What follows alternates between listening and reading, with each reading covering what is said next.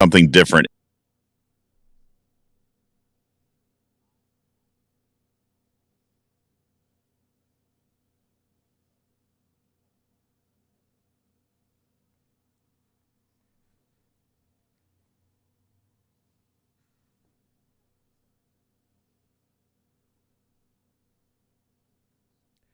We started in just a second.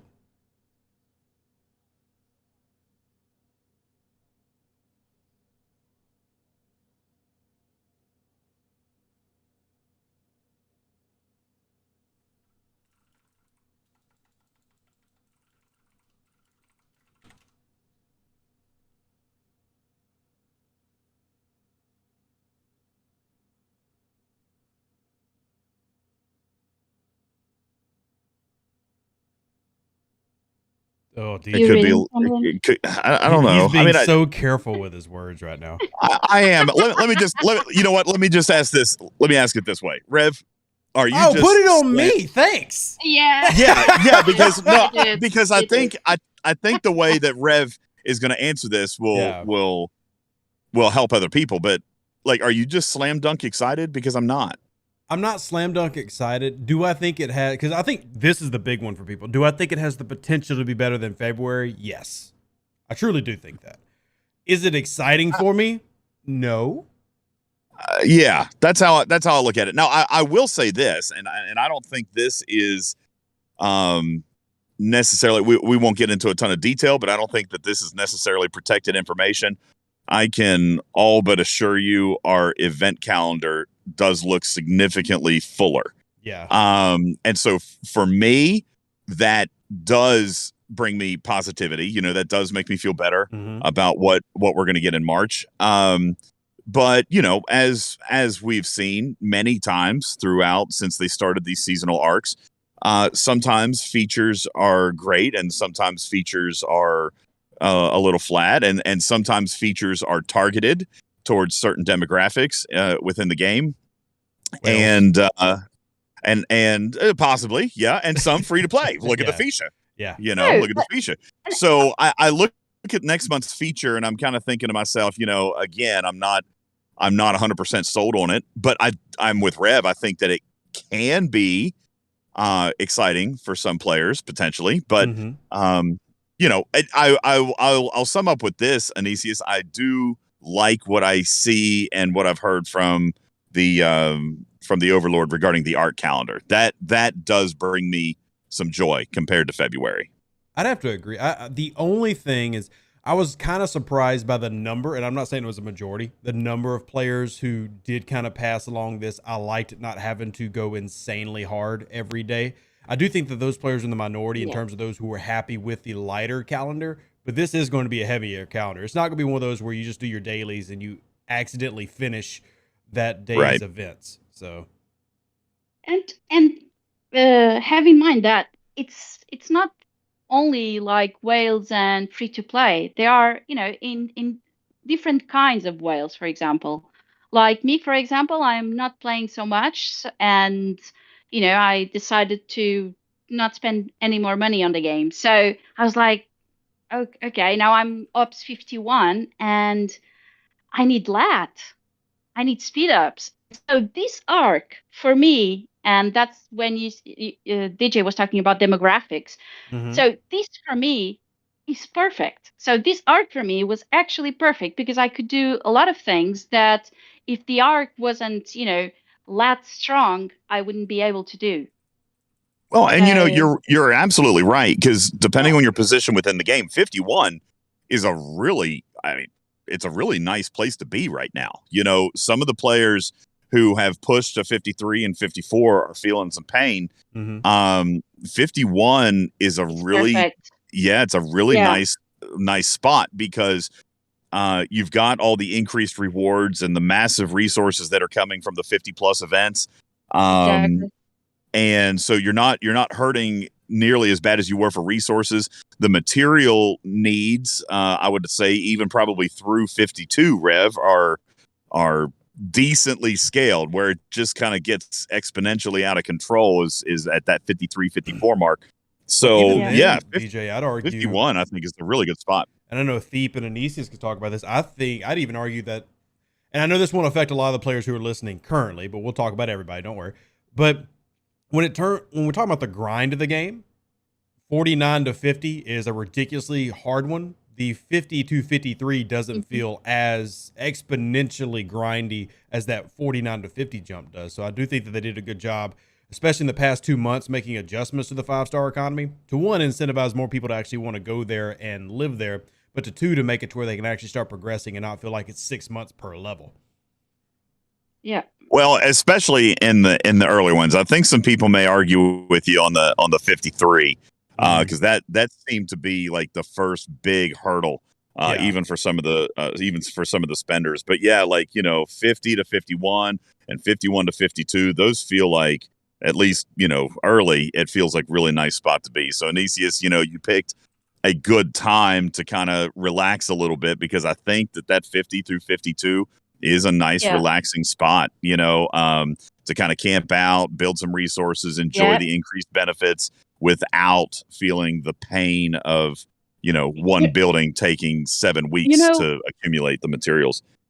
You know what I feel? I'm already have 52 in the oven and I didn't spend any money. So definitely possible. And I could have already, be 52 if I wanted. I'm just delaying it. But the amount of trit that I get is amazing. And that's very useful, because right now I'm building rep.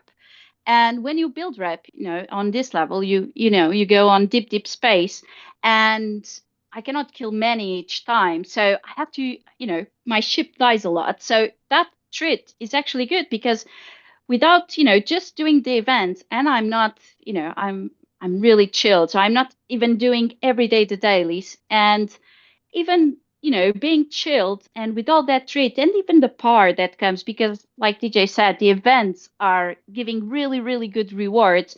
I think without knowing before, 51 is really a good place. If you can push a little bit, so you get better rewards, even the packs get really better. Not that I'm going to speak much about the packs, because I'm not into it right now, but yeah, I think I found like there, all levels, not all levels, but all brackets have like a plateau where you can stay a little while. And I think 51 is really good for many reasons.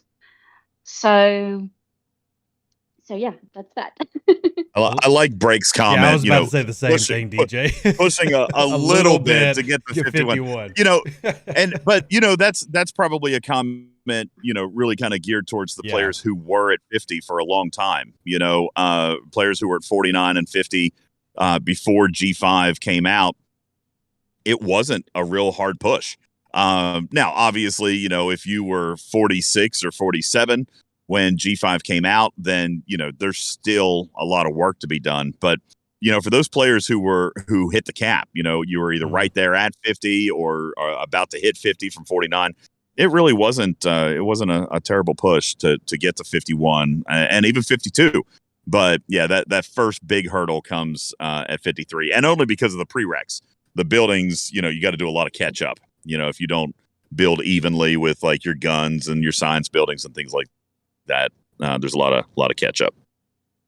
I'm surprised at Blue Mando's question. I would figure that would have already been asked in a DJ podcast about the dabo tokens. Yeah. Here's the thing. I really liked that. It obviously was really new. It was very new, and as most things that come with Scopely that are brand new like that, I'll take you back to the ticketed events. The ticketed events came out; they were very well received, and then they decided to tweak on it a little bit, and it actually got worse. It took like 2 months for them to kind of get back and settle into what the players really found was valuable and beneficial. This dabo mechanic is new. I know that the feedback that I passed along was majority good on that.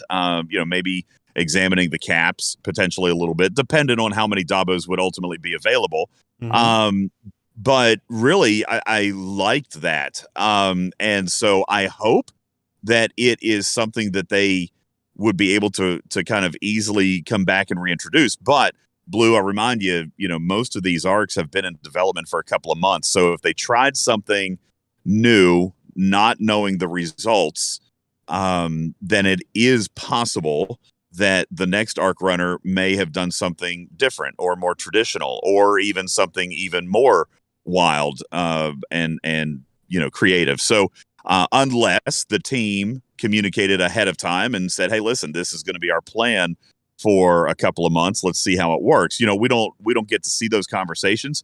So we can hope that this type of mechanic returns. I'll be honest with you, Rev, I wouldn't mind for all future arcs to kind of have like a central currency. I mean, you've even argued for that in the past, like a universal currency. This is not necessarily a universal currency, but it is an event currency that is going to simulate a quote unquote mini event store throughout every monthly arc. So I would not be opposed to this mechanic returning and even sticking around for a while. I love the theme. The only tricky part with that is it's based around the Ferengi arc. And whenever that ends, in theory, Dabo would leave with it because they've yet to introduce Ferengi as an actual staple, like an actual faction.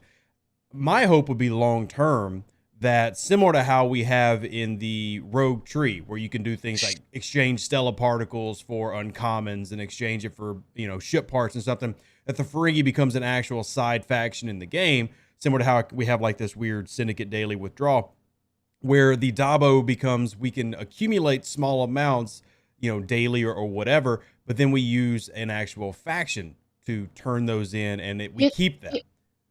You think the Dabo could be something that could be the currency of the future market? Look, being here 3 years and talking to different devs and game design for 3 years, my hope for a market is at 0.2%. I've and I hate to say this because I get talked to by players from all over every day. When's a market coming? This would be great. And I'm like, never. Maybe it does, but I've admittedly kind of lost hope. And maybe DJ has more hope than I do at this point. I don't. The core economy, the core infrastructure of this game was built. Yeah. And obviously there was, that building that never made it, but so the idea was there, but the way that this game has progressed, the way that the loot tables are set up, the way that the rewards are given, I mean, for all intents and purposes, the way the game exists today, an interplayer marketplace would literally break the economy as we know it. Now, that's not to say that it would be a bad thing if it was done correctly, but it would require a major overhaul to how this game functions. So that being the case, I don't expect that will ever happen. This is just, I'm kind of resigned to the fact, Rev, that this is a game without interplayer trading. Which is really difficult because all the other games of our style do have it. I mean, heck, we played Eve Echoes for 2 months before we both kind of quit it. But, getting used to that, all of them seem to have any type of space MMO game on the market has got some form of inner alliance trading at the minimum and player trading at the most. And to not even have, like an alliance inventory system that we can exchange things still feels like such a big miss. But I understand the economy argument. But I think the compromise, and this is what I, talked to, God, it's been almost 2 years now, to the dev team when Territories came out, was an alliance inventory system where you could do some minor things like, your alliance could donate uncommons and somebody could withdraw. That way the economy still has the same number of uncommons. You're just determining who gets it, or somebody's still buying a pack to get the uncommons, just passing it down, which I know is another thing that they worry about. But I think that's the closest you would ever get to a market, is some form of like alliance inventory. Probably never getting I can go buy 10,000 uncommon from Anisius, and she's off on server, 121. Well, and that's exactly why I think it could not work. Anisius, we had even talked when the Big Mama was released, and you and I believe it was either Spirit or Inchoate were here and talking about how this was an opportunity to kind of now more effectively share within your team, at least as far as resources go. I would imagine that is, for a Scopely economist, that's probably a stressful situation, because what a level 30 can get for the quasi or faux value of $100 is worth 58 cents to you. So I feel like that is always going to be a concern, and even though we now kind of maybe somewhat have that with the amalgam, we're not going to see that with more valuable currency. Now, I could certainly be wrong, but I just don't. I mean, in all the conversations I've had, and Rev has had the same ones, he feels like, what'd you say, 0.3% that we'll ever have one? I know that there was a building placeholder. I know there was that potential, but there have been so many things ideal-wise that have been shelved because of where they're taking the direction of the game economy-wise. Now, in some ways, the economy's better, and I try to remind players of that all the time. I mean, compared to where me and DJ started playing, the economy leveling up has changed dramatically for the positive for anybody that is not a whale, because that's typically how it works. If you're going to make it hard on somebody, you make it hard on the whales. And as 50 plus, there's now huge walls that you have to get through. But the low 40s, I mean, the conversation people keep coming to me is like, hey, do you and DJ need to remake this camping at 39 video? Should we be camping at 41? Because the economy's improved, and now the 40s are a lot easier to obtain for the average player. So all that in mind, the economy that they're taking this in direction-wise is the exact opposite of like Star Trek Online, where a market that you can, as an individual, rely on your ability to transfer or get and procure items. It's more based on how big is your alliance, what are you going for there, solo leaderboards, alliance leaderboards, and that's their big ticket items for the economy. So I was thinking that regarding the one of the hints, if it could be something that we were talking about here last night on the server, that you're you're going into the refinery of Sealat, and you get, your lat, and plus you could have the possibility of getting Ferengi shards. So instead of having a store where you can go and spend tokens and may or may not have some Ferengi shards, maybe you just refine something and you have the possibility of getting Ferengi shards. What do you think? I would love something like that. You guys cannot say if it is or isn't, right? Well, no, we couldn't, but we could tell you how we would feel about something like that for sure. I would love something like that. I feel like, and I know Rev shared this. I think a lot of the community shared this. This last arc was just so unoriginal. It was so copy and paste that, it could have been something exciting. If you had put, like the amalgam refinery, if you had put a couple of chance opportunities at some of these Ferengi shards, it literally, I mean, that simple act, Rev, I think could have really generated a lot more positivity than it actually did. So who's to say? I mean, that feedback has for sure been sent. I hope, and this is from, even smaller players all the way up. The smaller players are still appreciating the lat, but everyone shared the same feedback with response to its originality. It was just bleh, so if they can do something with this refinery to make it a little bit more edgy, to make it a little bit more exciting, then I think the players would absolutely welcome that. I know that I would. Feedback has been sent on several different ways to make this better. And so hopefully they heed something like that. And I will point out, Rev, we've noticed this, and we've even mentioned it on the air on our various contents, is that, the first month of anything is almost always not how it ends up. So I'm going to keep my fingers crossed. Crescendo? Sometimes it is, unless it's the TNG arc. That wasn't a crescendo. You know what I think? And you can well, maybe it was.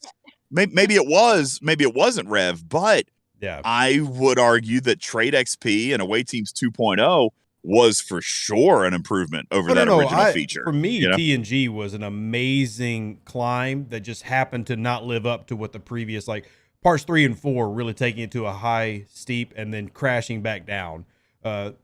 So I think that was kind of more of the thing, but there was a lot that went into why TNG was 5 months long. But there's also just first of all, it's very Star Trek friendly that the first month always sucks. First season of most Star Trek seasons. Yes. So it's very lore friendly. But on the other hand, sorry, just to sneak this in here, but how many people have, I won't do any spoilers, but can I just say Picard season 2, episode 1? Dang, man. Yeah. That was good. That was good. No spoilers, it was but very good. Very good. Yeah, no spoilers. I haven't seen it. No spoilers, but I'm telling you, if that is something that you have been interested in, for sure, go check it out. That was a wonderful episode. Like, really, really good.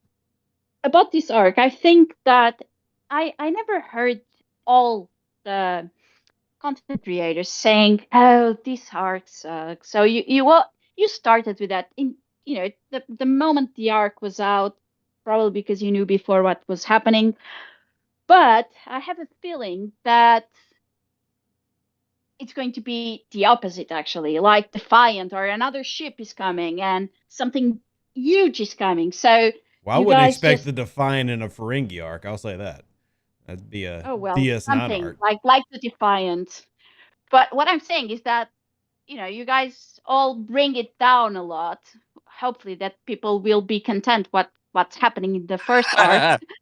That's the whole. You figured it out, Anisius. Set we tell everyone to brace for impact. Brace for impact, everybody. And then when it comes out, everyone's like, "Oh, okay, that wasn't that bad." All right, now you figured us out. You say that, DJ, but last month ended up being that bad. So it did. It did. It was to the point where the first week into it, I made a video called "Auditing the Ferengi," where it was just bombing the entire arc. Like, you didn't even need to grade it. You saw what was there. You were ready to go. The good thing is, because we got asked this, when we first started this, I don't feel that way coming into March as much. Like, I feel a little bit better. I'm still not feeling those duality vibes. The duality just, especially November. And that was really, I think, spoiled us so much, DJ, is November, December, from an uncommon and resource acquisition rate, and then following up in January with the best event store we've ever had. Ferengi had a heck of a lot to live up to and did not come anywhere close. I think that's the issue. It wasn't. They set 3 months of amazing gameplay and amazing acquisition to then follow up with this. It wasn't even. Yeah, it wasn't even close. You're right. It wasn't close. It wasn't even what a typical or an average arc could be with regarding content. Now, I do argue that the dabos still rewarded players and mathematically, the mechanic was great. I believe, and I still kind of maintain this after talking to several players, I think the perception on the actual total payout was probably a little bit skewed, because in the past, and I even saw this comment in the chat a little bit ago, hey, the dabos were kind of cool, but I kind of just like getting what I get throughout the month, and whatever they offer is what I take, and I feel like at the end of that 30 days I would have had more than I had with the dabos. I think the issue with the dabos was that you could see an entire month's payout all at once, and we've never had that before, and I think that in and of itself maybe was a little bit lackluster. What I point out is that's what we get every month, folks. and maybe with the exception of sad. November and December, and because that kind of goes back to my point, is that raised our expectation, because what we had last month is not like, it's not lower than what you had back in September. It's not like this. February was just, we're going to retank the economy real quick because we were too nice. It was just returning back to the normal stability they had before. But still, when you had 3 months, 2 months plus a great event store, it still felt like. And a big issue for a lot of my followers was the RNG side of the officer acquisition. Some people got super lucky. Like, you had a lot of free to play who ended up getting Quark, who probably wouldn't have had. And then you had people who didn't even get to unlock Eric going through all of their dabo because it was all RNG. And that was the little tricky thing. I'd like the officer side of that to get turned up a little bit on the loot table. it was kind of strange. Now, obviously, the event sourcing favored Quark, but I saw many, many more players get Quark unlocked than did get Aeroc. And which you know, it's kind of but funny. We also know that's not what Scopely wants either. So, you want to get the rares too, because really the thing with the Ferengi set is you need 2 of them. Mm-hmm. Really, that's common sense. Yeah, that's kind of common sense, is that the rare would be easier to get than the epic. But we've seen this even throughout Duality. We saw that various rare officers were the ones that were, quote unquote, only available in a pack. Yeah. So I feel like Scopely kind of does have that backwards a little bit. On the other hand, there is a psychological impact of that. Mm-hmm. When the epic officers come out and they are better. I mean, let's face it, Quark is the best of the 3. He is the most versatile. He's the all around, Rev. Yeah, all around. Okay. Not for concentrated Latinum, I agree. Mm-hmm. But I'm talking general gameplay. Quark is another Tribble. Hell, he's better than the Tribble given his captain's maneuver. So, and as much excitement and anticipation and even angst when the Tribble came out that he cost $400. Don't forget, when the Tribble first came out, he wasn't even grindable. There was no meta. It was $400 to unlock that officer. Like, flat, period. There was no event. There was no auction. He was sale only. And so there was a lot of frustration around getting that officer. And how many players took months, if not years, to unlock their Tribble?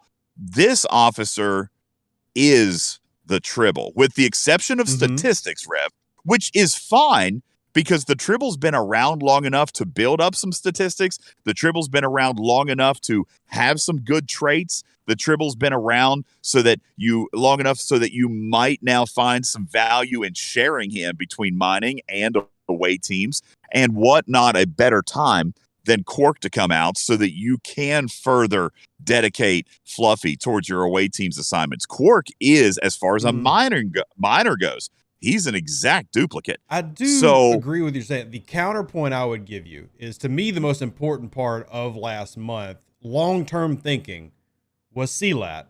And Eric makes it easier for your tier 1 Fisha to get 1.2 million lat a year.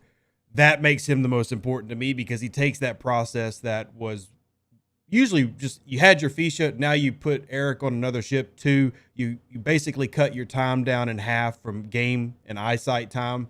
So to me, utility-wise, I love Eric a lot more because it makes my life a heck of a lot easier. But I get what you're saying on Quark. But I think the value of the everyday player to just throw Eric on anything they want, get their Latinum, turn it in, making it easier to get that 1.2 million a year at tier 1, gives me a little bit more value. And he's easier to upgrade because he takes less shards. Absolutely. Listen, and that's kind of why I really, despite the arc being so bad, really this was a good set of officers all the way around. Like, you've got the specific utility. You got the specific utility of Aeroc, who literally, I mean, folks, if you're using Aeroc on a Fisha, it's still my opinion that you're using him wrong. Agreed. You know what I'm saying? You don't need him on that. It's still my opinion that you're using him wrong. It does sound crazy, and I don't even know if it was intended, because obviously the Ferengi goes on the Ferengi ship, Rev. But mathematically speaking, he is just better on another ship. Now, exactly. That's what I was going to say. Not necessarily for one ship. Like, your faction miner is not likely to outmine the Fisha. What the faction miner with Aeroc does is actually give you the utility of a second Fisha. Exactly. So you got the one Fisha out, because look at tier 1, level 5 in Sirius. All right, it's 113,000 an hour with the Fisha with no crew. It's like 150,000 with Aeroc and his crew. So your delta is about 40 grand there. Yeah. But if you take Aeroc, and well, this math is based on full synergy. If you took Aeroc with full synergy and put him on an Antares, you're mining close to 100,000 an hour also. So you're giving up 40 from being on the Fisha, but picking up 100 on a second ship, you're still mining 60,000 an hour faster. So, exactly. Which is cutting your eyeball time down. That's why I love Eric so much. Yes. He's finally an officer that actually helped me spend less time in the game, and that's getting more and more valuable to me the deeper we get into this game.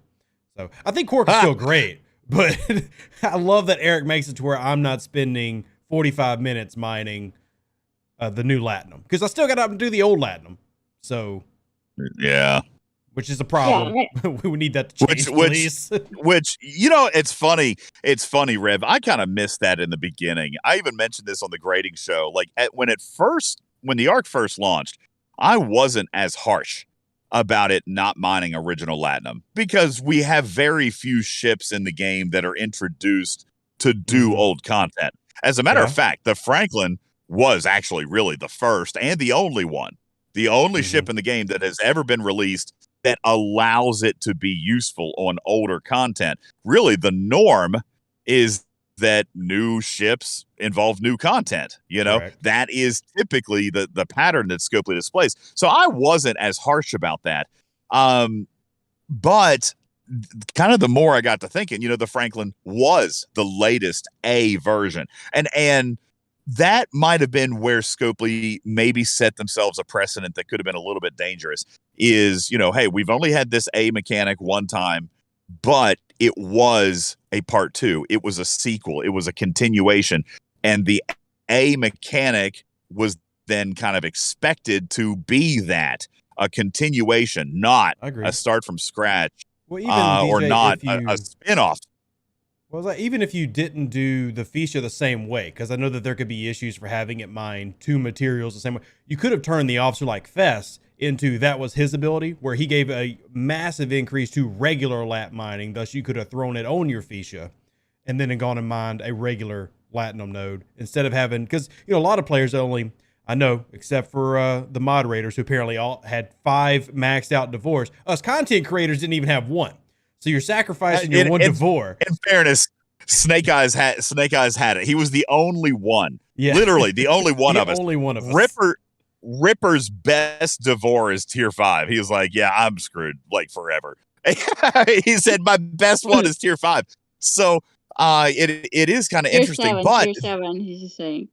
Oh, tier 7. Okay. He just upgraded. It wasn't there at the first you worked on that. That was not tier 7 a month ago. No, it wasn't. No way. I don't believe that. That was not tier 7 a month ago.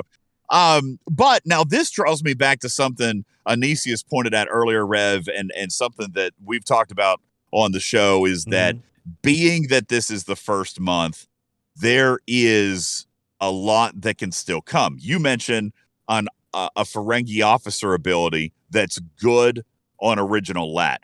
That can still come. Yeah. You know, we look at like the Meridian.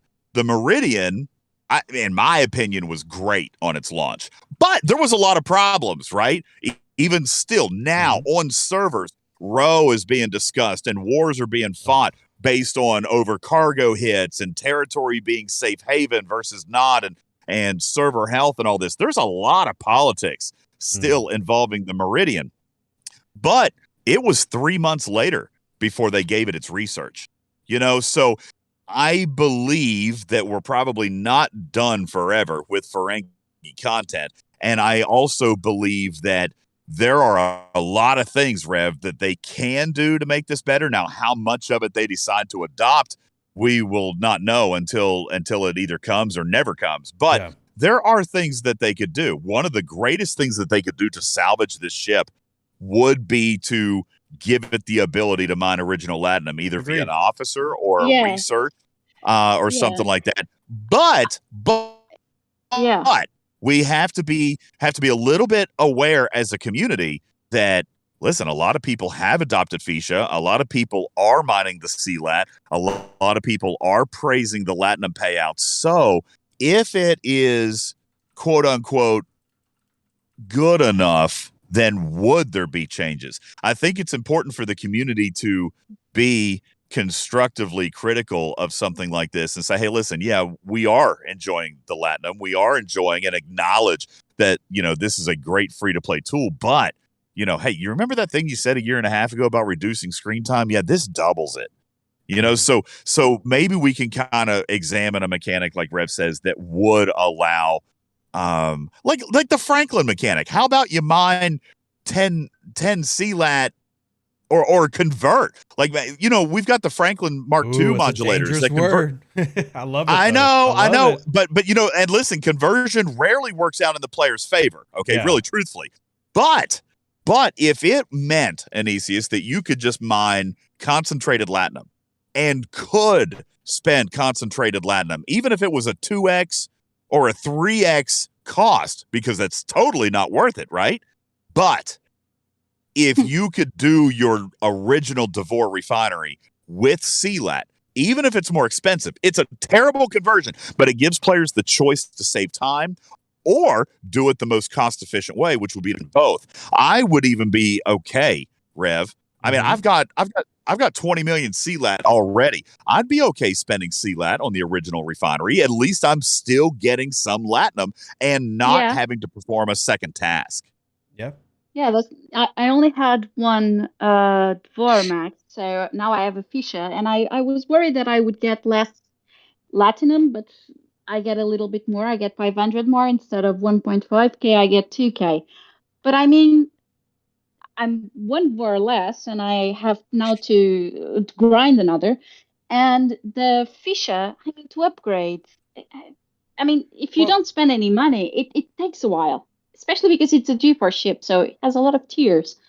And it's, you know, it's really good when in higher tiers, but the time that it takes, and, you know, it's just, I cannot even mine normal lat now. So, I can, but it doesn't, you know. Well, I love that we're giving more love to Latinum, and I think it's important. And I realize how much the higher end of the player spectrum really needs it to progress through several different things, whether it's even with the improvement at, you know, common purchasing, parts purchasing, speed ups. But I think at the end of the day, and we haven't really pushed and fought hard for this in a long time, but the game's never allowed any form of Latinum to uncommon transfer. And even if they, you know, brought out a rate that was ridiculously high, with the renewed focus on putting more Latinum into the game, it does have limited usage. I'd really like a renewed push on being able to do a uncommon to Latinum conversion rate, even if it was ungodly high, simply to help incentivize more usage of Latinum, or at least making more of a focus on it. Because, like, I'm sitting, granted, I'm at, or you could, sorry, interrupt you, but you could even buy Dvor parts using CLAT, so you can at least have, you know, get the Dvor back in order to have both refineries. You know, use the CLAT for that. Sorry, continue. No, I like that. And you do have a similar mechanic that was introduced, and it's kind of gotten forgotten about because the exchange was really high, but you had Stellar particles that could be used for the same thing. I really don't know how many players actually use that. And if you are in the chat right now, whether on YouTube or Discord, and you actually use the Stellar particles to uncommon, please let me know, because I really don't know many people who do that. But I like the idea of pushing more Latinum. We do have Deep Space Nine coming this year. You would think that the Ferengi continue to be a part of that because of how central of a character Quark was. So I would be happy with Latinum and, you know, the Fisha to keep getting revisited. I just want to get built upon more and keep growing what started off kind of rough and make it into what Isogen essentially is for the Meridian, which is, to me, one of the best mechanics in the game, even if it is mining. Hell, even Ripper does it. That's how good it is. Ripper mines. The research is great. You know, the research is very, very valuable. And, you know, Meridian is, you know, kind of to circle back here, is a great example of positive iteration over time. So I guess I kind of wrap up my thoughts on the Fisha with, you know, it was month one. It was okay for some people, but kind of like Bubba Joe said on the show, it would be really, really nice to see Scopely make improvements to this that would actually benefit all players, even to some degree. You know, I still think that a free-to-play 39 or a free-to-play 40 is probably going to benefit from this ship better than Anicius ever would. But Anicius really has, truthfully, a much smaller percentage gain from this ship as, say, a level 39 or 40. And I would like to see this ship be reiterated, or the mechanic or the loop or any number of things that they could have done originally yeah. to make this not be so sour. Yeah. It fell flat, and honestly, it's not a bad idea. I love the idea of updating old mechanics, which is what we're doing here. I love the, new Latinum being better than I get it, but it can't come out so flat to where we need several iteration of improvements over the coming months, because we know how they work. They prefer to focus on new content, and stuff tends to get left behind for a long time. Shout out to you, Swarm Sunday, not getting an update for a year and a half. So it'd be a lot better if we could have these well-rounded out, thoughts, and then actually have that come through initially instead of getting what we got, which, and I know this isn't on ops, but it felt like the Fisha had the same level of phone it in that the events did in February. It was a really bad combo. I did like the officers, and I want to go back to that, but also want to remind everybody who's watching, especially in the Discord chat, we're definitely here to answer questions and not just ramble on, because me and DJ have a career of talking all day.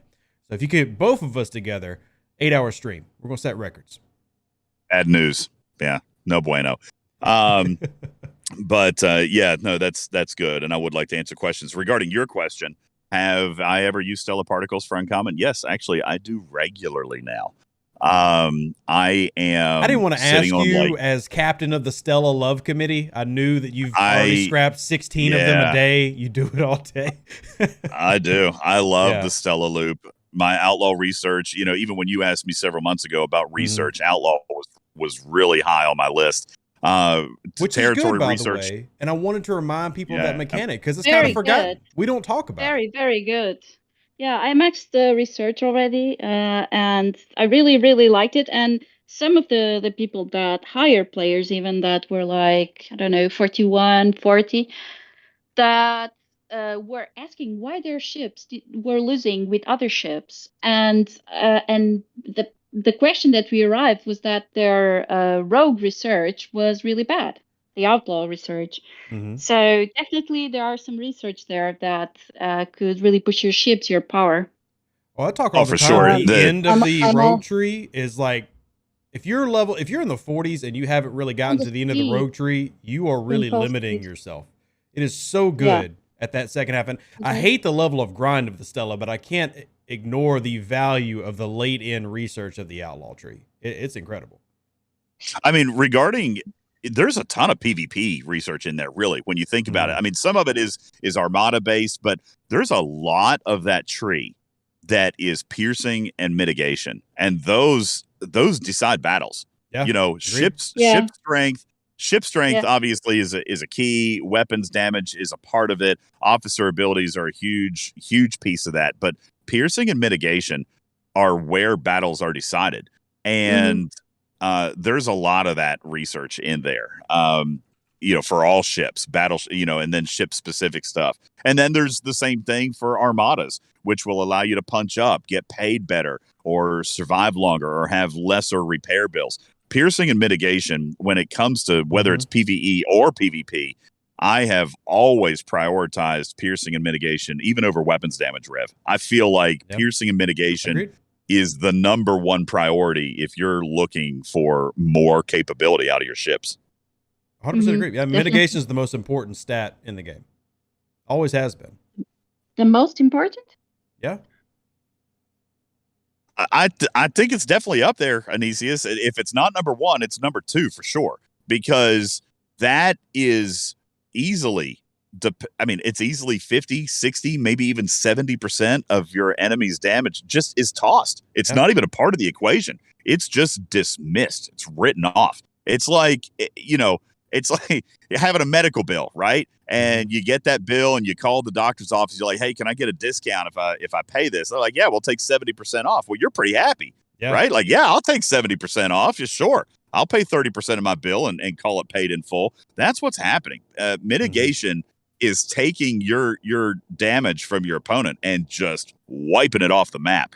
And that's why I say mitigation for yourself is so crucial, but also even piercing. Before the piercing. Yeah, but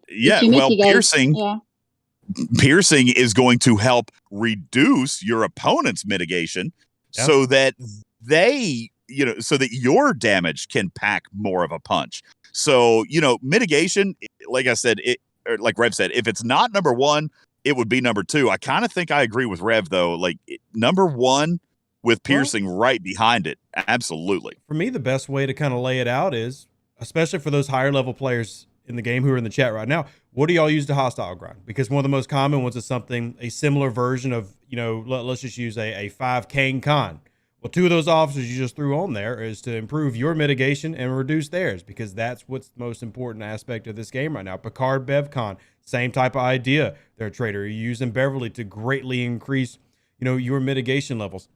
It depends on the hostile that you're fighting, but at the end of the day, you can have the greatest power, but you're limited in hull health, and you want to reduce the amount of hull damage that you take. And if you can mitigate 71.19% and then your shield stop 80% of what remains, you get to the point where the total damage you took from that shot can be as low as 3 to 5% of the original amount or less. So, yeah, I mean, anytime I push it, and I realize that if Anisius comes by with her Pilum, there's nothing that my Enterprise can do. But if I've got good mitigation, I might hurt her just a little bit more. That's very true. And in battle with comparable ships, I mean, hands down, like anybody can challenge me. The best mitigation and piercing will win. It, absolutely. And if you take similar class of ships, the better research is going to win. And we know that research is power. We've said that from the very beginning. By the way, DJ, I want to call out this comment real quick because it made me chuckle as you were talking. On YouTube, Alsbeta says, talking about medical bills on a European server town hall, not really a good comparison. You know what? That's completely fair. It's a very valid comment. Yeah, very fair. Just just to illustrate how much better it is. All right, I'll tell you, I get a medical bill and I don't get 70% off. I have to pay it all. All right, so yeah, just to kind of you know what? If nothing else, it gives you guys the illustration of how sweet and lucky you guys are for a wonderful healthcare system. Let me ask a couple of questions from the Discord chat. Archery says, can STFC handle different types of ships to expand the Trinity style class, expand the triangle? Rev, that has actually been discussed a time or two, but like the market, it is such a core piece of this game. It would be a massive rewrite to incorporate new ship styles with new, mitigations and new formulas. And I think Blue listed the best, because this is what other games will do. A second triangle that operates differently than the first. Because I don't think you can really add on to the first one. It's already set. You cannot. People would go crazy. Whales would go mad, and mayhem and chaos. Yeah. So actually, it's a good thing. I never thought about that. A second triangle, that would be definitely a good source of income for Scopely. And there's definitely ways that you could make that. I mean, you could have, for example, and I know Ripper's going to go and say in the comments, it's not doable by the code of the game, and he's right. But something like Alliance support ships, the ability to do quick repairs out in space, and then hell, even at some point, cloaking could have been part of whatever you want to imagine for a new triangle being. It would need to be separate to what currently is here. Armada triangle. Well, you do have several things in the game that are triangle currently just for armadas. Not for armadas. Sorry, not for the armadas that exist, but attacking armadas, PvP armadas, saying not like the ones we have, but a group of ships that can attack other group of ships. Yeah, I mean, and I think that you could have things like ships that are support ships that would have a buff that say could do 10-15% of a hull buff. Or a ship that does shield regeneration, but they would have counters to that where you would have debuff ships that would basically be like a Yuki version of a support ship, and they could counter each other. They would be weaker attack ships that are pretty easy to get blown up. But in terms of, we've learned in this game that whether you're a small spender or a high spender, one thing that players love to do is to collect ships and to collect items in the game. So as Ripper says, anything's possible if you can justify the expense will turn into sales. And I think that adding more ships to the game, and I think Star Trek Online is a great way to showcase this, people will go after just so they can have the ship, whether it's good or not. Look how many people went and just threw money at the Amalgam and the Fisha, regardless of what it was going to be, buy it, max it immediately. So I think that is a great idea. It's just, one, 2 years to implement. I'd say maybe 1 year at the absolute earliest, if you convinced them they could make millions from it. It's a long-term play, and I think it's good because the game does need to continue to grow and expand outside of what it currently is, and they've been doing a good job with that, with officer styles and mechanic changes. But that's a good question. Are they invested in growing their player net? Yes, very much so. Without a doubt. Well, of course, that they are always, but they are still invested in like creating like armadas. I remember, well, they made a big thing out of it. Wasn't really a big thing, but well, it was just not. Well, we say it wasn't a big thing. It was, but it continues to be their baby. I mean, every month there's armada stuff to do. I take you back to one of the core complaints that I've heard with this game is the limitation on hooks, right? You're either attacking reds, hitting armadas, or mining something, right? Those are the three core PvE actions within this game. You go back pre-armada, there was just two, grinding reds or mining something. So armadas, as much as some players may not appreciate them, they're responsible for a huge amount of resource injection or material injection and just a little bit of diversification in the monotony of what this game offers. This game is very shiny. There's a lot to look at. There's a lot of different loops and stuff you can look at. But if you really got down to its core, there's only three major loops in this game: kill hostiles, kill armadas, or mine something. And that, I believe, DJ. Kill players. Or kill players. Fine. Thank kill you. blues. Or if you're snake, kill purples. There's another question from Harry Jim saying, I've just got to level 38 and largely free to play.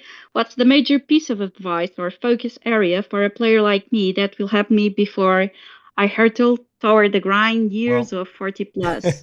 Before DJ jumps in, I want to say first thing, level 38, go to level 39. That's the very first thing I'm going to tell you to do. Go to level 39. And then now, DJ, we get to have this discussion. Does our video need an update? No, I don't think it does. Okay. All right. Same. I believe that 39 is still a wonderful spot to be. And that's been reinforced since October. And I'll tell you why. Even today, all right, you guys take a look in the game. There is this the Terran Empire solo leaderboard, solo milestone thing going on right now, right? Take the leaderboard out of it for a second. Take a look at your solo milestone. Now, a level 39, I'm going to guess, and I'm guessing. I haven't looked. I haven't looked at STFC.space. I'm going to guess that a level 39 is probably required to spend in the neighborhood of 4,000 materials, maybe 5,000, maybe. Mine is 16,000. So the cost, listen, yes, the payouts get better, but the cost of everything increases at 40. Now, there has been arguments about starting the path towards earning 4-star materials and getting 4-star common and things like that. And that is certainly a very, very valid argument. My position on that still comes back to your best source of materials that you need in the early 40s still comes from scrapping. So, Rev, if there was one thing I was going to update, from our video, it would be, and we did kind of generally talk about, get the research done that you want to get done, right? Yeah. Prioritize your research and get that research done that you want to have done before you progress. I'm going to get a little bit more specific. If there was one modification to that, the specificity, if you will, would be try to push through that research that does cost G3, all right, before you get too high, because I am currently holding, and I'm not kidding you, I'll throw you a screenshot. I am currently holding 11 3-star uncommon crystal. One. Okay. The need for 3-star material does not decrease. I would argue that it increases, and not because of research, not because of buildings, because once you're starting working on 40 buildings, it's all G4 common. All right. the need for G3 for me has come to just straight scrapping, man. I have no research that takes 3-star anymore. Every 3-star I pick up goes straight back into a level 26 ship, which is giving me oodles and oodles of 4-star materials. So while we did talk about the research, Rev, I think it needs to go one step further. We had talked about, being sure that you could scrap what was it, maybe 3 or 4 or 5 ships before you pushed to 40. I think you had one of each, and I think I had like 2 of one and then one. Like I ended up doing 2 of each before I pushed. I think you had 1 of each or maybe 2 of one of them, like 2 D3s and 1 Mayflower, 1 Legionary. But I mean, if you're willing to put in the time, especially for research purposes, then you can make an argument for sitting there 6 to 8 months just to work on scrapping ships to build up that stockpile while you can easily accrue all the 3-star. Now, to the point that Archery says, I'm not a fan of camping at 39, and there is a reason for that. Yeah. There's a very clear reason for that, and that comes down to your play style and possibly even your spend style. Okay, if you buy packs somewhat regularly, then yeah, I do think you should go to 40.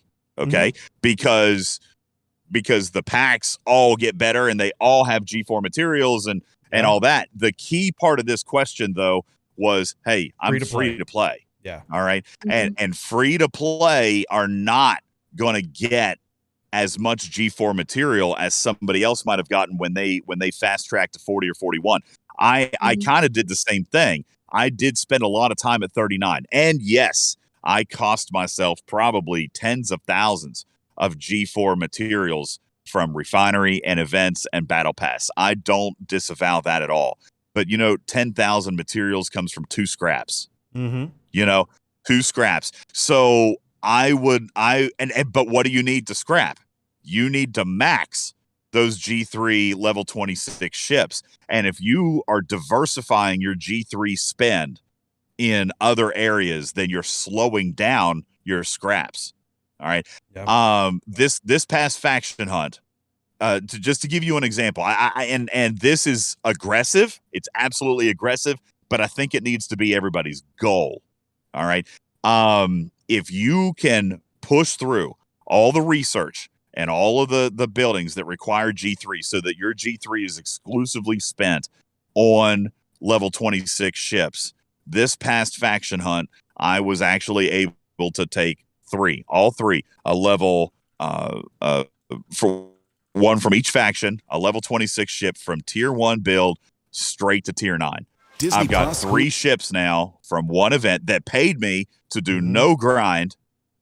All right, that paid me to do no grind. I got all the recruit tokens and all that great stuff from faction hunt by clicking the button a handful of times. And now, pending a ship XP event, I'll have 3 ships ready to go into the scrapper. And you look at your time to scrap, that's 21 plus days right there, roughly. It's about a week per ship.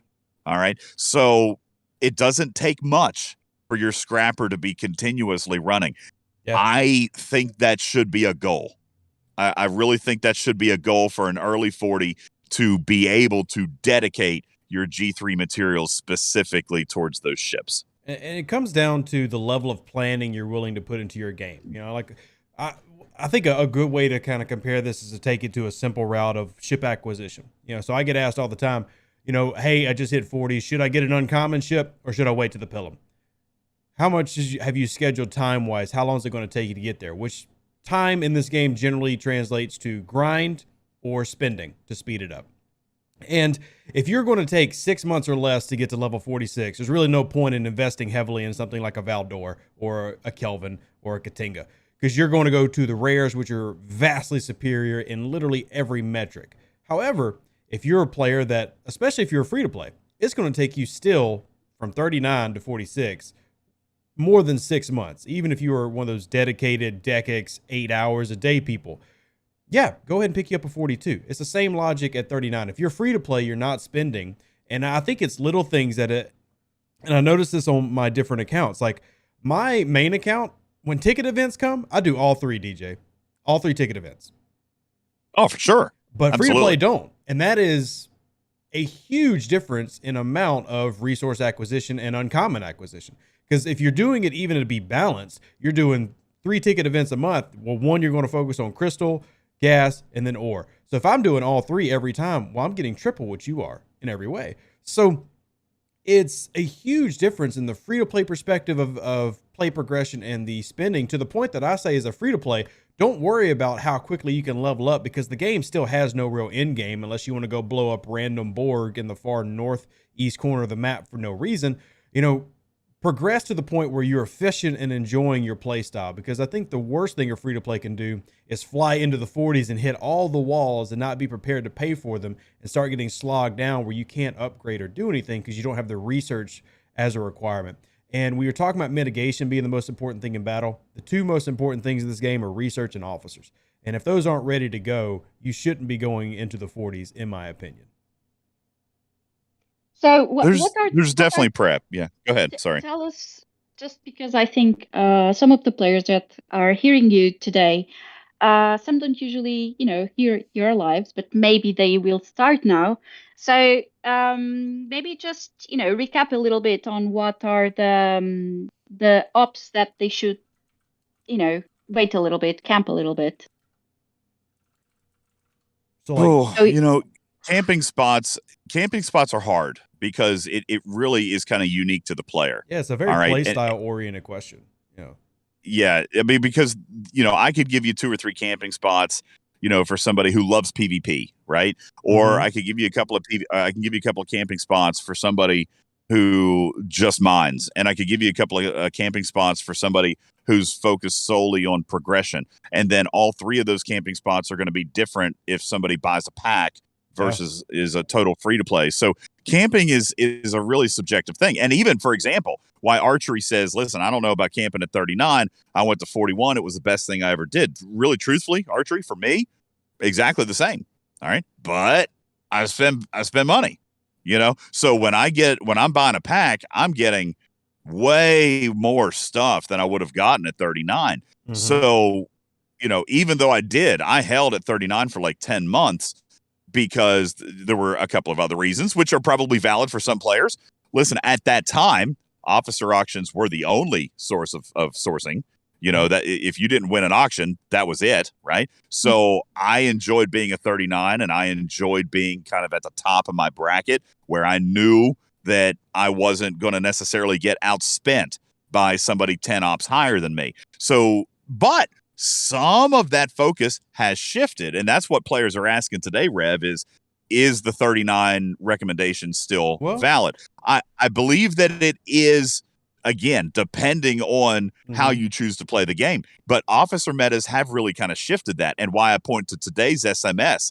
A level 39 probably has to spend, a few thousand uncommon. I'm at 16,000. And so the requirements definitely scale up. And as Rev says, you got to be prepared for that. You got to have a little bit of a bank. Or if you are going into a month where we expect a meta, and I think we should expect a meta for the most part every month. I mean, they seem to have adopted that, Rev. They seem to like the outcome, and that seems to going to be, that it's going to stick around.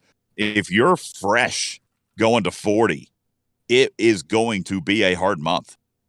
It's going to be a hard month unless you've got a nice, sweet little bank. And so that also depends on play style. Listen, if you're going to approach a meta from the perspective of, hey, I'm willing to spend $100 or $200, then you're going to be fine. Go on all day.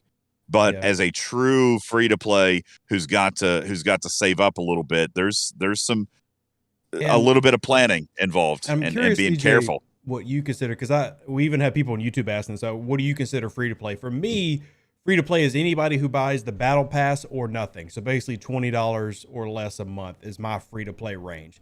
Battle pass will greatly improve your officer sourcing for especially those rares and uncommons and stuff, but not to the point that if you were to go out and buy $100 ultra ship pack will. Or even some of the specialty packs that come out. If you have a budget of 200 versus a budget of 20, and obviously realistically in real dollars, that's a lot of money, or versus like, hey, trader, 2,000 a month, whatever it is, your rate of acquisition, your rate of progression is vastly different. So for me, free to play, The people that I'm giving advice to when it comes to camping is usually more oriented around $20 or less, and the occasional $100 that you dumped on a prime that maybe you couldn't have gotten. Because you talk about the SMS for the officers. I love, and I do want to give Scopely a little bit of credit after we dumped on them for 45 minutes. I love these renewed, I don't want to call them random officer acquisitions, these new SMSs to try to get some of these officers that have been hard to get for a while. Well, at 39 with that leaderboard, you're sitting in a sweet spot because you've got Parabellum, you've got Jelly Brawl, you've got all the 3-star events. You should be able to get more uncommon than anybody in your bracket to go after those style of events, as long as they keep brackets at 39 being the top, and those fluctuate too. But it's dependent on what you consider yourself free to play as. And I know there's those diehards that free to play is literally not a penny on the game. But what do you think about free to play? Like, where do you have that range set?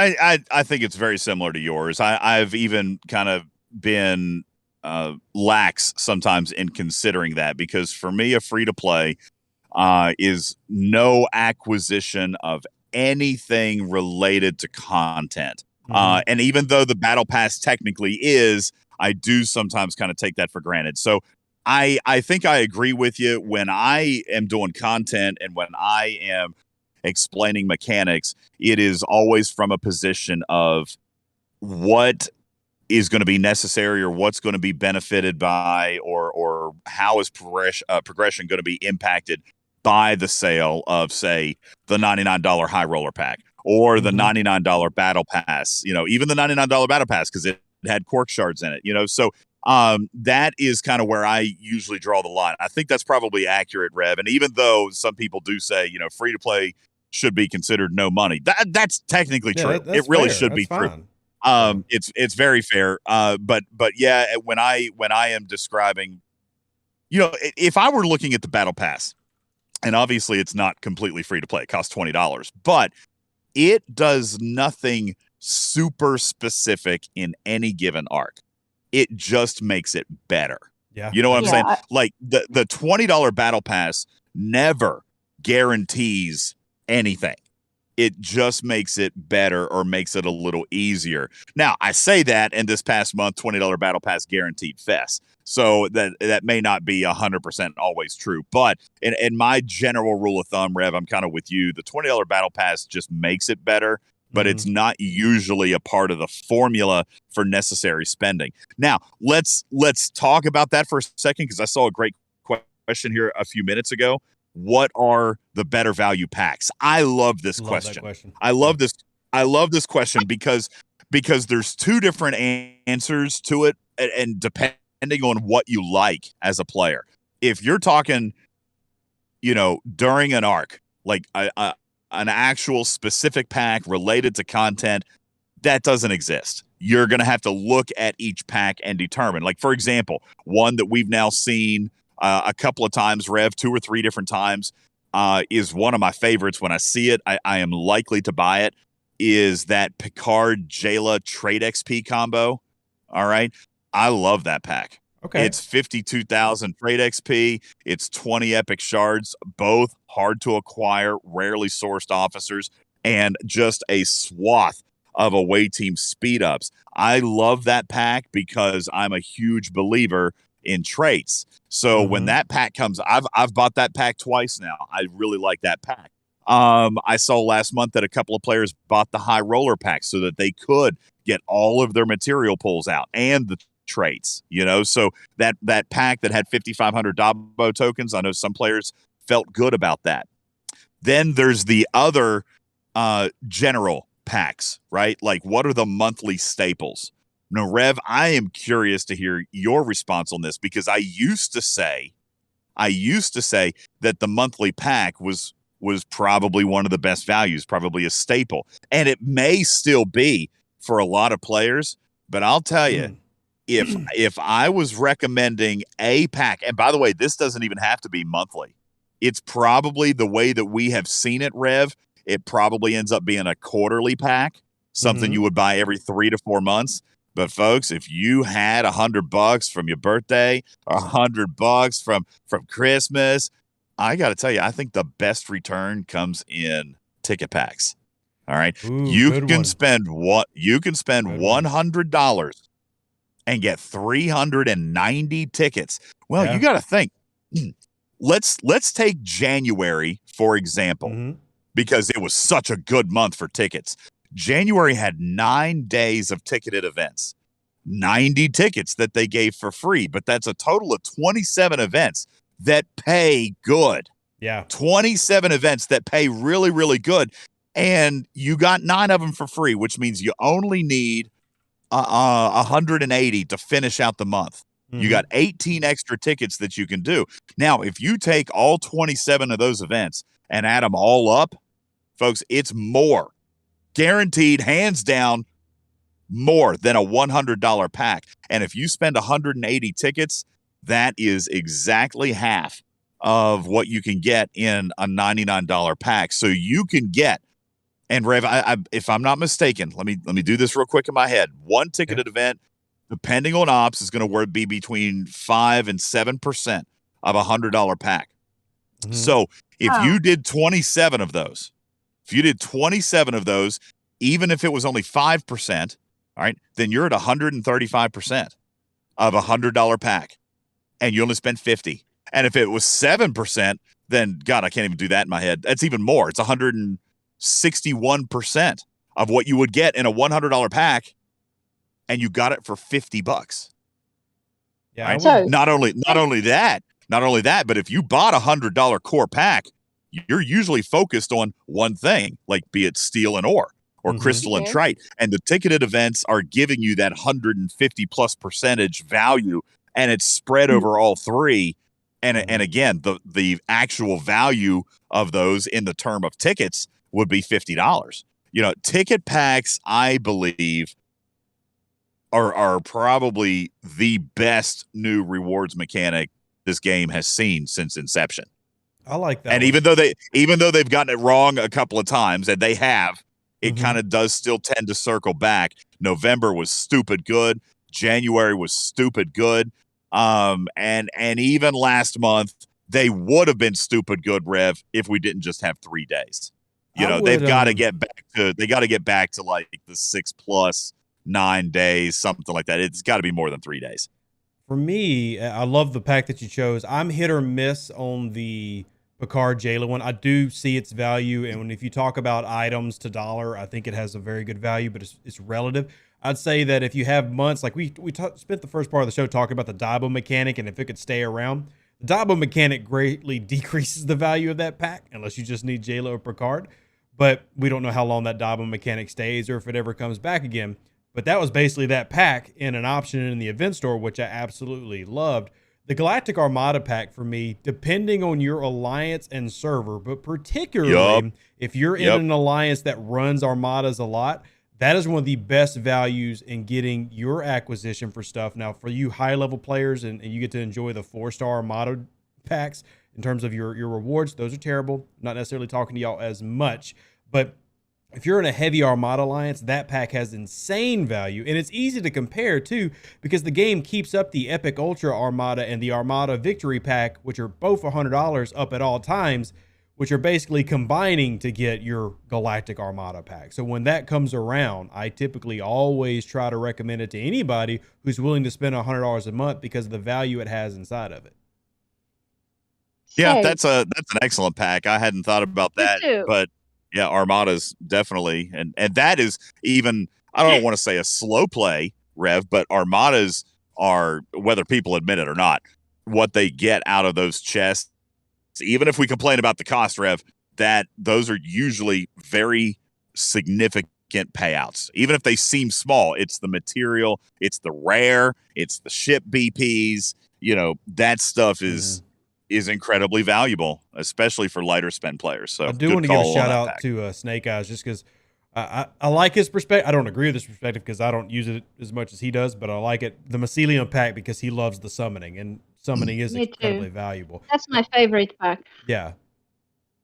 It's funny that you say that's your favorite. Here's why it's not mine, because it's absolutely zero efficiency. Like, I get nothing out of it. I get nothing out of it other than convenience, you save right? Time. Exactly, DJ. I get time. I know. You save time. That time is valuable. I don't disagree with that, but I would like to be able. Now, listen, if jumping was the only thing that was separating me from finishing an event and missing a reward, then yeah, heck yeah, all day, right? But that mycelium for me is an intangible benefit for sure, right? Because I'm saving time, but it's not paying me anything. And I have trouble with that. Now, I've done it. Okay, I've spent $100 on mycelium. The last time I bought $100 on mycelium, I believe, was in like October or November, and I still have 450,000 of it. Wow. All right, I got 500,000 in the pack. I still got 450. I use it very sparingly because I will use it in emergency. I'll use it if I need it. I'll use it if I'm competing in something. I used it for CLAT on Monday because I wanted to get my Fisha to the highest system I could go. So I used it for that.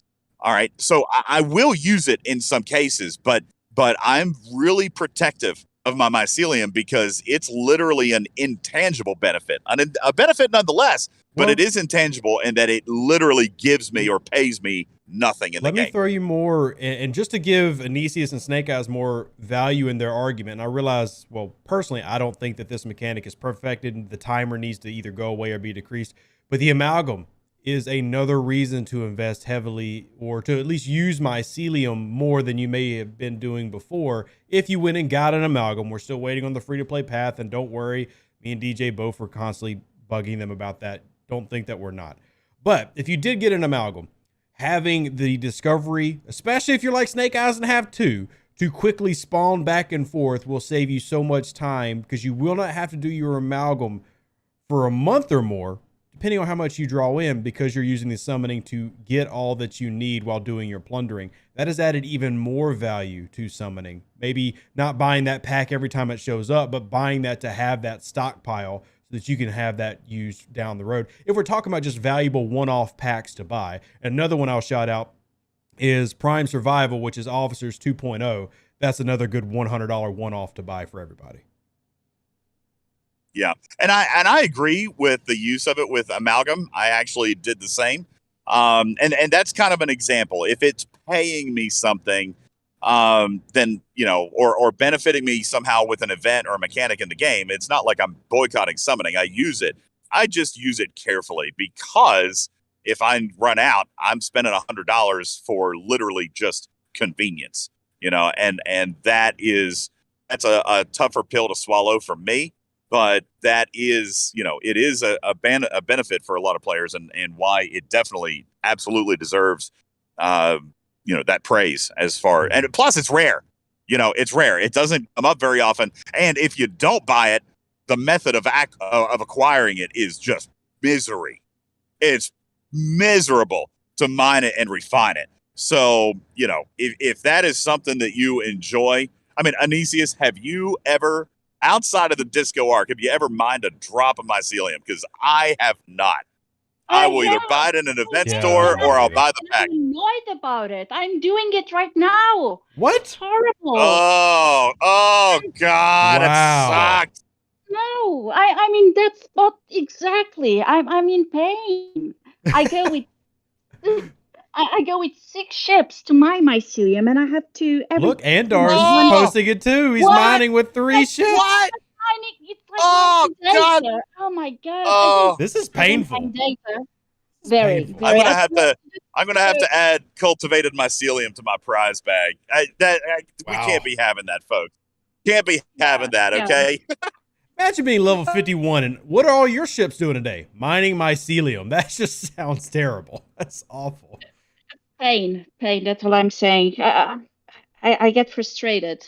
But what can I do? What can I do if I don't have my? That's got to be a priority. Mycelium? Yeah. Of course. Yeah, you have to. When I was, spending, I would buy a pack of mycelium every month. No thoughts about it. Just. Peace of mind, let me go wherever I want, especially because I only have a pylon, I don't have a G5 ship, and sometimes I really need to... Well, I found your problem, Anisius. You just need to start spinning again. Problem solved. I'm contributing Imagine the in level another way. 51 complaining like, yeah, I don't have anything. I'm not spending anymore. You're level 51. Let me be. What's the matter with you? See, Zimix is kind of like me in my mentality. We use it really sparingly. He says, "I've never bought a pack. I have enough, and I only mine it with Discovery." And you know, listen, if you haven't bought a pack for it, that's completely fine. Have you ever bought an event store bundle of it? Because I find that to be a very good use of loot. Yeah, the 80k one. They have one 80k one, and they had it on the last one. The thing is, I was 2 months out of the game, so I was way back on Syndicate. So I actually spent everything on Syndicate. They had a limit of 50 that I completely used, and I wish they are more. They shouldn't put a limit on it, actually. 100 maybe, not 50. 50, I used it, and then I ended up using in another things that I didn't really need it at the time. But yeah, that in store they have the 500k and the 80k. The 500k or 500 tokens to buy, it's too much, you know, because you always want to buy something else. Or think of it this way, you can only have that if you spend a pack. So the biggest one is for who buys the tokens to spend in store. The 80k one, I bought it once, and yeah, it's very very good. But I had to buy Syndicate, so it's. Let's look at the event store though. It's not, but let's look at the last event store we had, and even the one from TNG, which was arguably not our favorite one, but the amount of loot that you get. So that elite pack that you're talking about in the event store, no cash involved. It costs, I believe, Rev, correct me if I'm wrong, it was a 180,000 loot. All right, 180,000 loot, but it gave you, I think it was 500,000 cultivated mycelium. 180,000 loot is a serious chunk of loot. I'm not going to deny that. But you look at this most recent event store that we had, all right, and the true free-to-play, not even tickets, not a battle pass, but the true free-to-play scored over 400,000 with just 100% SMS completion. Correct. All right. Now, again, it's a huge chunk. I mean, it's half, right? It's half. But depending on its worth to you, like you look at it, you said it wasn't worth it, but now you're mining mycelium. So was it not worth it? No, because then because I spend it on Syndicate. And if I have to choose between mycelium and mining mycelium or not having something, I choose to grind. So I can still grind mycelium, but I cannot grind. And guess what's beautiful about that? Guess what's beautiful about that? You had the choice. You had the choice. You know, you had the choice to do that. Well, this goes back to something me and DJ have pushed for a year and a half. The goal of the game is no longer to have and do literally everything in the game. You have to make choices and pick and choose. 3 years ago, it was a lot easier because we had 45 officers. We had limited ships. That we didn't even have Mayflowers and D3s and Legionaries for DJ to go spend $2,000 on. So it was easy to do everything. Now you're at a point where you have to be very targeted in what you're wanting to do and acquire. Because if you want to focus on Syndicate, you're going to then struggle in another area. And Syndicate's a great thing to invest in, but it's one of those, like, the game no longer allows you. And this is how all MMOs are. There's no way to have the entire cake anymore. You have to choose what slice of cake you want. I'm not. I want all the cake, Rev. I want the cake. I want all the cake. I don't. Well, I'm in pain to mine mycelium, but I can do it. I cannot grind Syndicate. If I could, that's something we could talk. This is true. That's something we could talk. That's absolutely true. And that's one reason that even during this last month with the Dabos, all right, I did away teams as well as then I did dilithium and tritanium. I skipped on the steel because I knew that was easier for me to acquire elsewhere. It was either easier to grind or easier to raid. It's the first item that comes up in a raid. So, you know, if you crack a base, you're guaranteed to get some steel, but you're not guaranteed to get that dill that he's holding. You know, you crack a base that's got 1 billion steel and then 1 billion dill. Oh man, that'd be great. But you got to get through the 1 billion steel first before you get to that dill. So you're absolutely right that there has to be a weight of your decision. You have to weight your priority in what you want to focus on, first of all, but also what the rate of acquisition may be. Agreed. Away teams assignments are a challenge. A trade XP is a challenge. I mean, most players free to play are getting, 1,000 or less a day, and speed ups, 12 hours a day is all you get, or is it 8 hours? I don't remember. It's 12. Is it 8 hours? Well, 12. I think it's actually lower if you're like in the 20s. I think it's 8 hours there. So those would be argued that that's kind of hard to grind up and build a bank, which is why I love that Dabo bundle this past month. So I invested in it at the sacrifice of ore and steel, which may bite me later, but at least I know I can go get some of that stuff. And the traits and the away teams assignment speed ups, those don't come around very often. So that was a choice that I made because it was a more difficult to acquire material. Same reason I kind of like that Picard Jayla pack. Picard is not sourceable in the game. Neither is Jayla. So and a lot of people got that was Jayla. Jayla and the trade Syndicate Jayla was the way to go. It's a good pack. I just want to throw in real quick, not that I hate this mechanic, but just to remind, you can source Jayla in the game just really, really annoyingly. So just a quick reminder. Well, it is. Yeah, it's an awful mechanic. I'm not saying it's it's not even a grind. But I do want to remind people. It's not even a grind, Rev. It's an RNG based awful armada paywall. Chance. Yeah, it's a paywall. And listen, it's paid because it's rare. It's rare directives. And as if we've learned nothing else, Rev, if we've learned nothing else, it's that the rare directives that are sourced within the game are barely enough, if enough at all. You know what I'm saying? Not at all. I don't even want to word it as if it is, because it's not. If we do month like last month, there's an argument where maybe it is, but we have too many months where there's 13 armada events that'll happen, even if it's only once a quarter, that completely deplete everything that a player has. If we had one armada event, we would be fine, but that's not what they're doing. Absolutely. It's not. And so I maybe unfairly will not even consider that Jayla sourcing, because you would have to, you're either spending boatloads of money on directives, because listen, the RNG is it's terrible, so you run 10 armadas, run 10 rare swarm armadas, and you might get 4 shards. That's just horrible to me. That's horrible to me, and a horrible use of rare directives, especially when rare directives can be so much more valuable in an officer meta. And you know what? Here, I'll give you another hint, community. I'll give you another hint. And it's not a new hint, all right? It's not something that Rev and I haven't preached before. When you see an Armada event, you see damage, okay? You run your uncommons. If you are a player that struggles with directive sourcing and you run outside of a meta, don't do it. Yeah, just please don't do it. And I will tell you, here's your hint, okay?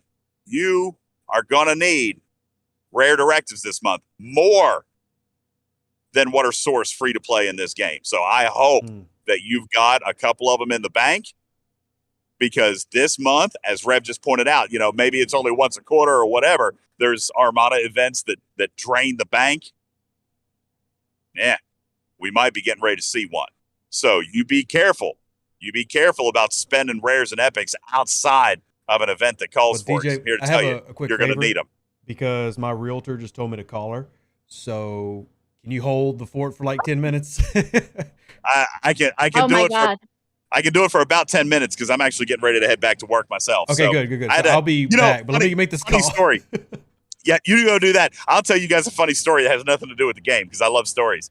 When Anisius was planning this thing, she said, "What about 7 o'clock?"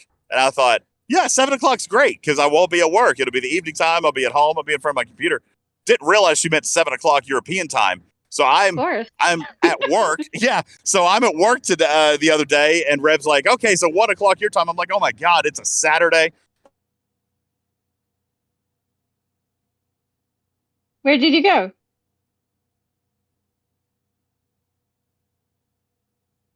DJ? Oh my God. Whenever we went, Oh, did I get dropped? Yeah, you did. Oh, that was weird. Sorry. See, yeah, you did. see, Careful they're with the already internet. they're trying to get me back. So yeah, I've got to get back to I got to go back to work here in the next couple of minutes. So, but anywho, yeah, let me look at a couple more questions from the chat. You guys still have me? You got me? You good? Yeah. We're good. All right. We're good. Oh, so about I was going to ask about territory. If there are going to be any changes, because it's kind of stalled now.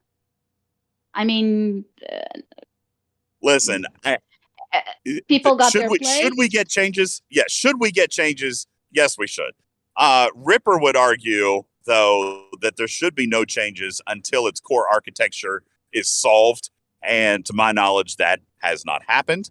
So, Architecture regarding the lag that exists, there. or because Listen, people don't pay to join, so everybody joins, and you end up having two big well, factions. Yeah, I told you during the last time that we saw Turf Wars, which was what I think in December. The last time we saw Turf Wars, I warned that it would return, and it will. Okay, it is coming back. The good news is there's good and bad news with that. The bad news is it's coming back, but the good news is that they are working with the player advisory panel. They're working with the content creators and the moderators to try to come up with some ideas to make it a little bit more enticing. You know, Bubba Joe has said it on our show, Anisius. I know you've heard it. The sacrifice to an established alliance is just too great. You know, Scopely is not willing. I don't want to say that they can't. But I can blame territory dynamic of being hourly, not daily, hourly, asking for people to attendance, that I cannot hear about territory right now. I'm like, I give an example. I have no alliance at the moment because I couldn't even stand people saying to join this defense, join this attack, join every day. So you are having a conversation in the chat, and everyone is just all the time is all about territory. I mean, I know it's there's a reason. There's a reason, but let though. me just say one more thing. I'm not against it. You know, I love battles. I think I'm now number 2 on Power Destroyed. So I love a good fight. You know, I like, a good rumble. I have fun with it. But it's not the fight that I'm against. You know, it's not the PvP. I love PvP. It's the hourly grind. The And if you clock. have especially if you are in the big alliance, you have 5 systems, and then obviously you made some alliances, so you also helping the other alliances, and it's like from 9 a.m. to 7 p.m. I cannot do that. I cannot do that. I need my life. I need time, and then I think, okay, so I'm this big player that spend a lot of money, and now I have to, and now I'm like, no, I spend money so I have more time. That's how I think about things. Like the Mycelium buys me time. I like my time. I like to have time, and there's no time. And I understand that it keeps the net of players in the game, addicted to the game, in game, and if because they are always fighting, they are always wanting to grow. So they, I imagine it sells a lot of packs, but like me, it did the opposite. I'm a free to play now. I cannot even think about. It was so demanding, so intense, especially for high level players. But of course, you have another players that don't feel like that, and I'm sure they like the fight. But I can tell you, the majority thinks like me. I think a lot of players probably actually do feel like you, and because territories burn a lot of people out. On my server, and I know that we apparently are the rare breed. On our server, it became so monotonous and so time consuming and so demanding and so frustrating. That was a large piece of why my server decided to go 1v1, because the massive coalitions we were discussing that. The showing up to 10 takeovers a day, and and all the resources spent on repairs. But that's also not the solution. That's a solution that we create because we need more time. But Scopely has to create a new mechanic to the game. That's the solution. It's not 101, because what is going to happen is then the small alliances have no choice, and then money wins. And I'm moderate. I'm not. I don't like to say I'm left or right, but I mean, and I spend, so I cannot even. Not now, but but I mean, I feel like a communist. It cannot be everything about the whales. I mean, I have cannot be like that. Like, I have a slightly different perspective on that. So the perspective that I have is the need to show up to 10 takeovers a day was also player created. You see what I'm saying? The formation of conglomerates and coalitions and server v server and the North versus the South, or whatever you want to call it, East versus the West, that was player created. So being required to show up to 10 plus, I don't see it like absolutely that. It was. I know. Absolutely you was. are right. 10, but that's action reaction. Of course it would create this. People tend to form groups in order to stay stronger. Okay, I'm back. To be more numbers. So if one alliance is not so strong in the moment, the other one can be, that's why there are a lot of alliances. So Scopely, we didn't create this. We reacted to something that Scopely did. So don't say like, oh, you are like that because you created the conditions. No, we are like this. Exactly what Scopely wants us to do. It was the reaction with this. And now I'll be honest with you. They want us to go 101, which will create more income for Scopely because. DJ, how did you make Anicia so incensed? I was gone 5 minutes. She did it. She started. I'm gonna finish this. So, she asked about territory capture. No. But what now is going? No, you're not going to talk now. Now because you are better than me at this. So I have to. I have to grab my opportunity. Otherwise, I cannot get in.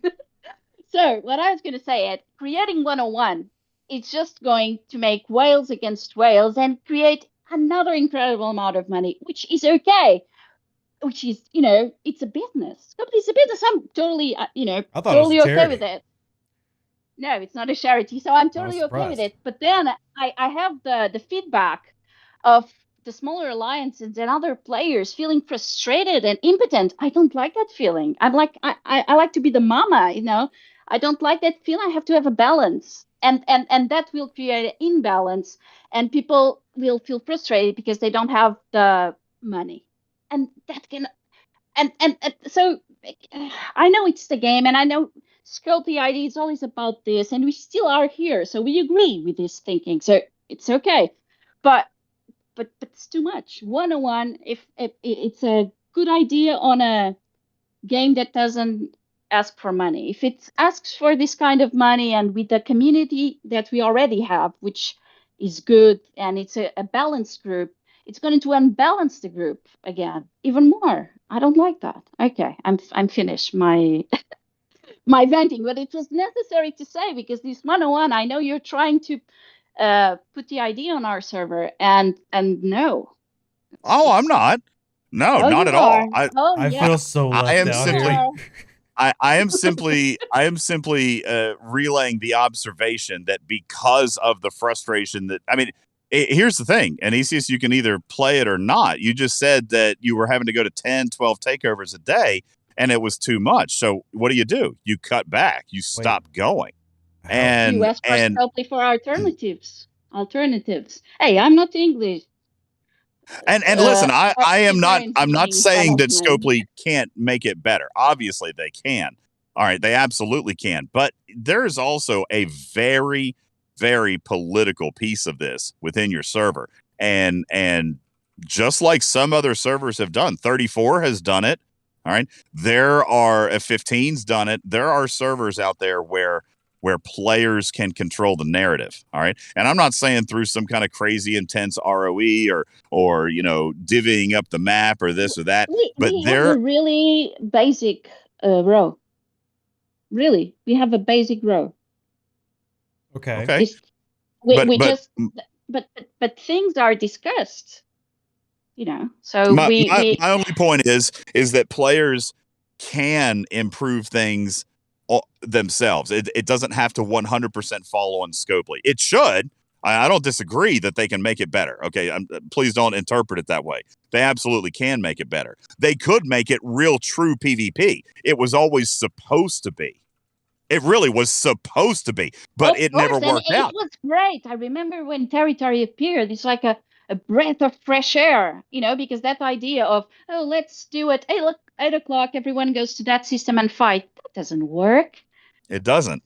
It doesn't. It's what, we're gonna fight and be all friends? And no, I like the, you know, the rumble and the PvP and, you know, the rumble, the adrenaline that you get before a fight. You know, that's kind of addictive. It's good. So again, I'm not against any of. You know, I like Territory. I just think that the solution shouldn't come now from the players. Should come from a new mechanic. I think Snake Eyes hits it best, though. Until the actual game infrastructure gets better at handling what you're discussing, there's not really they can do to make territories better. The game itself doesn't handle what's already there.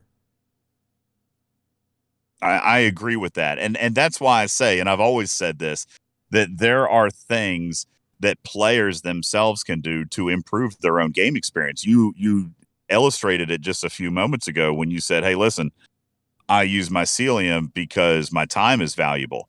It's kind of the same example, right? If you can reduce other people's dependency on you for territory, then your time becomes a little bit more freed up. And that's kind of what I was suggesting has been done on a handful of other servers is listen. Now, is that going to mean that the number 20th ranked alliance can come and take the number 1 ranked alliance's territory? No, it doesn't. But I kind of feel like that was the original point anyway.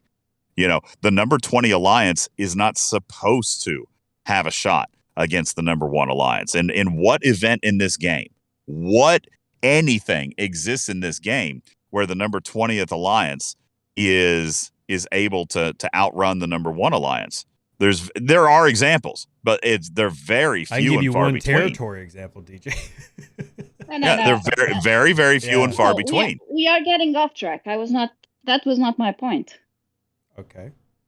Well, the question. My point wasn't that a smaller alliance should never be attacked by a big one because, you know, it's obvious. The biggest one always have the smallest. But with what territory gives in like ISO, that the you know, losing that or you know, I think that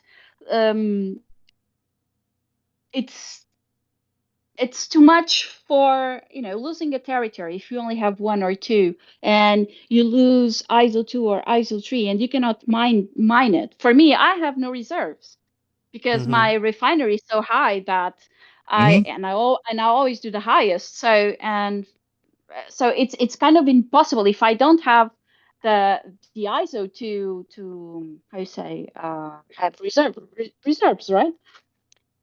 So losing. Well, I'm not in no alliance now, but if I was in a smaller alliance, which I am because I changed, if I'm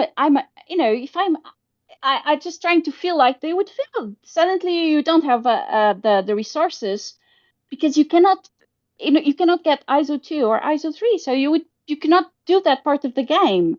I don't think that's well, think about what you just said though. Think relax, take a deep breath and woo-saw with us all. And then realize what you just said. All right. Having the territory has a value because it advances your game state. All right. Which was always the intent. Owning the owning a territory is not a right. The number 1 alliance doesn't need to stay in one place. The number 1 alliance already has all the I have 16k of particles. I don't need to be in any territory in specific right now.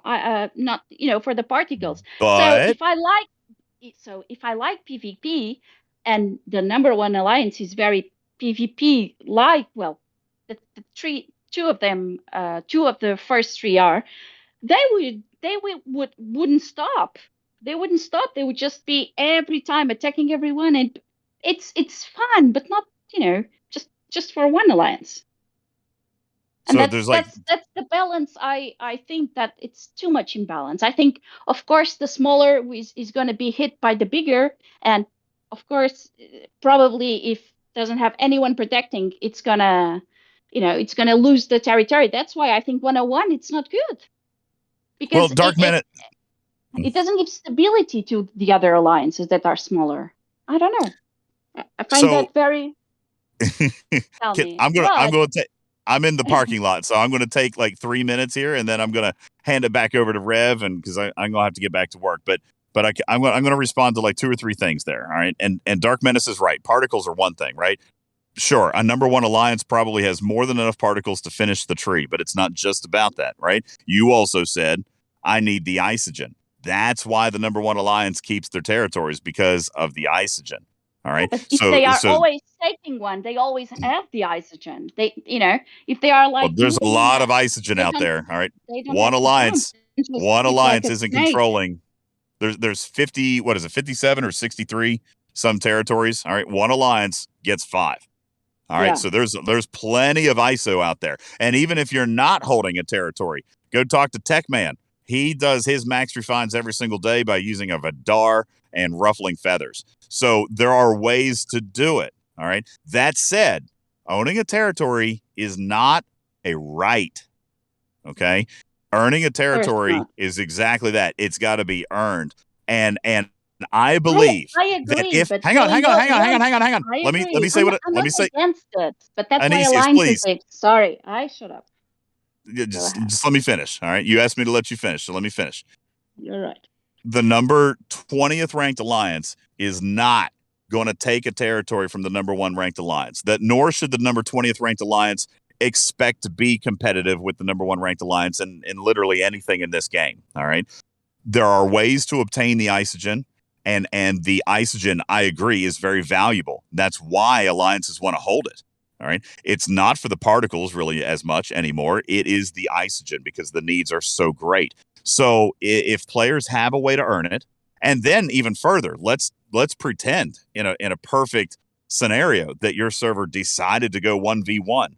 Well, then, right, the number 20 alliance is not going to take isogen away from the number 1 alliance, but they might be able to take it from the number 16 alliance, or the number 15 alliance, or maybe even a top 10. All right. If you allow these players to fight for what's theirs, all right, then it's going to be more rewarding for them, just from a feel-good perspective. But 2, if the conglomerates and the coalitions stay out of it, then the smaller teams are going to probably have more fun. All right. They're going to have more fun with the PvP mechanic, because they're playing players in their own weight class, instead of punching up to the number 1 and just being wiped off the face of the earth by a bunch of pylums. All right. They're going to have a little bit more fun in their own weight class. They're also going to earn what they get, and it's going to be valuable, because it could disappear at any time. Somebody could come and take that territory away. So being able to get those resources, however long you may have that territory. I agree. The thing is, that brings us to the hourly defense. You see, well, we already said that, and but it's, and I agree that it sucks. But it's also, and it's also not an hourly defense if you're 1v1. If you're responsible for your own team, and especially if it's if you have only one, it's 1 per week. Yeah. If you got 1, it's 1 a week, or if you got 2, it's 2 a week. Even if you got 5, it's only 5 per week. And most likely, the likely scenario is they're not all on the same day. All right. And does it still tell you that you have to play at a certain time? Yes, it does. And I still agree with you that the clock needs a major rewrite. I'm not going to disagree with you there. But I believe a lot of the frustration that people have with playing 10 takeovers a day is that they're choosing to play 10 takeovers a day, whether they're choosing because they want to or don't want to, or whether they're choosing because of the socio-political arrangements that have been made on that server. All right. If you're a whale on your server and you're getting burnt out because you're going to 10 or 12 takeovers a day, then withdraw your support. Yeah. I also want to throw something in real quick, just something on top of Anicia said, that a lot of what you describe in terms of needing particles and needing isogen, and don't also forget the ability to mine 4-star without needing to go to deep space. That will vary server to server. I mean, a trader who was in here in the chat a little bit, she is the leader of my alliance, rank 5. She's level 55. And I actually just had a talk with her about 2 weeks ago. I was complaining, why do we go after these territories? Her response, well, myself and others in the alliance needed this particle more than this particle. Level 55 contributing to that conversation. So the usage of what people need also varies greatly. And this goes back to, in my opinion, what is one of the best things about Star Trek Fleet Command is that each server can create its own socio-political atmosphere and you determine what it is. Now, I tend to align with what Snake Eyes says. No Galactic Row, no Galactic Senate. We just PvP and we hate each other. I know your style of But game. that's not how it has to be everywhere else, and everybody else determines that. And territory, a lot of times, bad mechanic of the the lag and issues aside, your enjoyment or not enjoyment is based on your server's very own population determining what is allowed, not allowed, and what's enjoyable. There are servers who have a great TC environment because they've decided, look, we're only going to allow 1v1 competitions. Then there's others that, I'm trying to remember, I don't remember if it's server 57 or I have to find it again, but there's a server that has 2 alliances that run 2 coalitions, and the way territory is split is literally down the middle. You have a North coalition and a South coalition, and no one's allowed to move, or it starts in an all-out war across everything. It depends on everybody making those decisions for themselves, and that determines a lot of enjoyment for a lot of players. And yes, Yam, we want more chaos. Chaos is good. Yeah. Well, I'm right now. I'm not into. Like I said, I need time from territory. So this is just my personal opinion. Of course, who decides this is the alliances, and I'm sure they will. But so let's change subject and go to another subject. Let's see if someone posts some questions. Yeah, I mean, I've still got probably about 10-ish minutes for questions. I want to follow up on this house thing. We got a counter offer, so I want to see if this can get, the 30-day process started. So we got about 10, 15 minutes for that. If anybody's got anything. Oh, how about the Lorca event right now? Should it, like, it's a, I don't use Lorca very much. How do you use Lorca? How would you use Lorca? You mean, how do I use it in the game? Yeah, for me, I use it as a second grinding crew. That's how I use Lorca. I don't use Lorca for grind. I use Lorca for PvP and armadas. So I mean, you've got. I know. So how do you use it? Lorca Killy, Honor Guard Wharf is one of my go-to, just generic. There's not a lot of generic PvP crews left in the game. It's very specific about what you're fighting. If there is a generic crew, Lorca Killy, Honor Guard Wharf is a generic good one to run. And then I will use Lorca if we're running an armada, and especially like a 6-boat armada. You need 1 Lorca so that everybody can take advantage of hull breach, which means everybody can run, a critical build, and then we can all have bonus damage versus that armada. I don't really use him in any other way besides that. Blue Mandalorian asks, are there Fisha improvements coming this arc? What kind of improvements? Fisha improvements. Well, is there going to be extra thing, more than we do right now? You do have a Ferengi arc coming up. I mean, obviously, I can't just go ahead and tell you what's happening in the month, but like DJ, I don't believe the Fisha is a done mechanic. I don't think that Fisha is now completely done and it's getting shelved forever. But I mean, I can't tell y'all what the features are for this, 4 days from now, 3 days from now. Okay, so it's not going to be just like Vor, from what you're saying. Yeah. Because Vor is just you mine, you refine, and you get your lat. So would Fisha become a PvP, something like the PvP ship?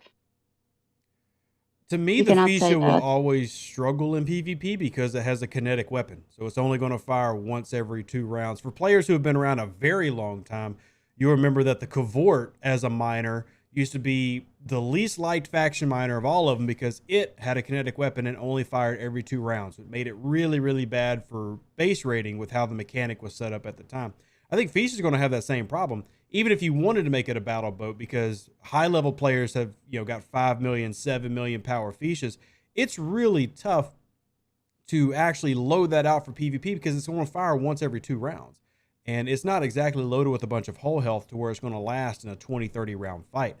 You can make it a battle boat. It's not my favorite battle boat. I'd pick the Meridian over it. But I mean, if you're level 50 and your Fiche is 7 mil power, you can kind of do whatever you want with it.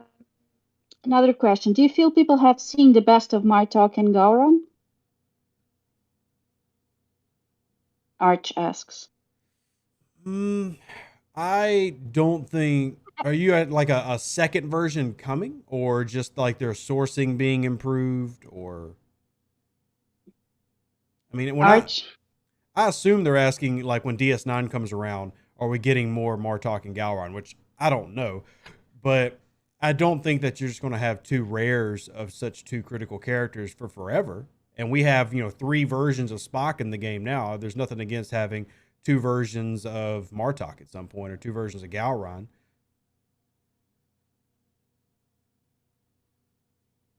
No one's using them much to counter anti-mitigation officers.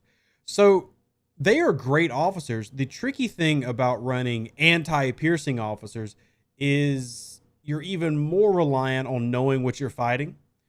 And that can be tricky. I think that they're very good. They work very well. I really, really do like them. But as DJ says in chat, who's supposed to be working, they're niche. And unless you can really go, like, for example, I would never use Gowron, Martok, etc., Bael in territory battles, because I have no idea what the heck I'm going to fight in territory. I could try to come in with the best idea. I'm going to go take down Enterprises, and then I go get smacked by a Pilum.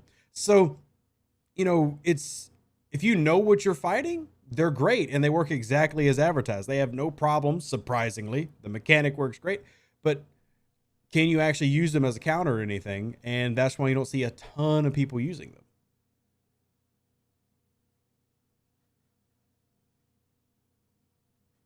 Question is, why are they not being used?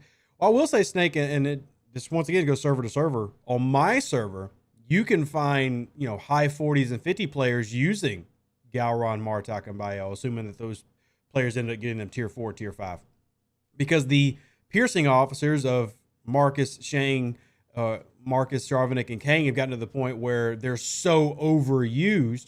You have people slipping in this Gowron that now suddenly they're able to win a battle that they weren't normally doing. So we see them a lot on my server, but I know there's plenty of servers out there that don't really see them at all.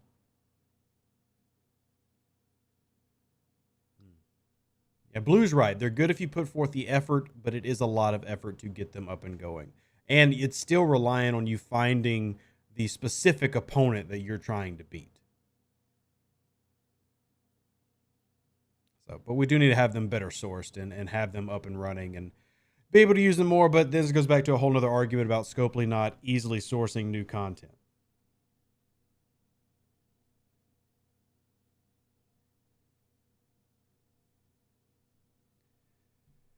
Oh, have you seen any tests with a max tier Picard Bev data? I've seen Picard Bev data runs. I don't have a ton of max because even very high level players, there's not a lot that have all 3 of those officers maxed. There's a lot of people who have Beverly maxed. I don't know a lot of people who have data maxed. Even with the away teams run, there are those out there, but I don't know a ton of people who have data maxed out. I know DJ loves going after that data away team though.